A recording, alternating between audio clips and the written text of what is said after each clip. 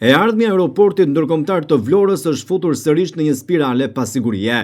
Të drejtën për të administruar aeroportin e Vlorës dhe me vendim apeli e ka fituar Valon Ademi, kjo deri në zgjedhjen në themel të konfliktit tregtar dhe juridik. Ademi dhe Bexhet Pacolli janë në gjyq mes tyre, ndërsa apeli la në fuqi ngrirjen e vetos dhe votës së aksionerit Pacolli. Magbo e Bexhet Pacollit mbetet e përjashtuar nga e drejta administrimit të shoqërisë koncesionare. Në këto kushte u duhet thënë operatorëve turistik të mos presin as si vjet, as motin tjetër, por ndoshta mbetet moti 2028 për t'u hapur aeroporti i Vlorës. Apeli i jurisdiksionit të përgjithshëm la në fuqi vendimin e shkallës së parë, marrë në dhjetor 2025, sipas të cilit Bexhet Pacolli është përjashtuar nga administrimi i aeroportit të Vlorës deri në gjykimin në themel të konfliktit mes tij dhe Valon Ademit, të dyja grup. Përplasja mes dy aksionerëve përfundoi në dyert e drejtësisë, ku gjykata e Tiranës vendosi pezullimin e të drejtës së votës së Magbos, derisa çështja të shqyrtoi në themel.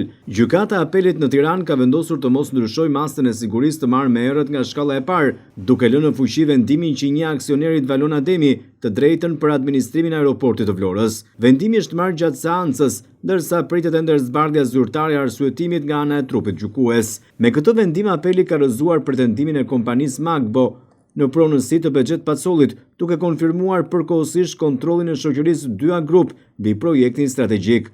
Më herët, gjykata e shkallës së parë kishte vendosur sigurimin e padis me çështjen që lidhet me aeroportin ndërkombëtar të Vlorës, duke pranuar si të bazuar kërkesën e paraqitur nga dyja grup dhe duke pezulluar të drejtën e votës së Magbos si aksioner.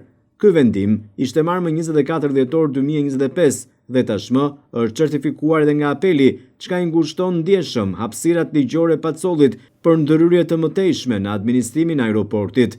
E vetmja rrugë që mbetet e hapur është ankimimi në gjykatën e lartë ose ndjekja e çështjes në arbitrazh ndërkombëtar.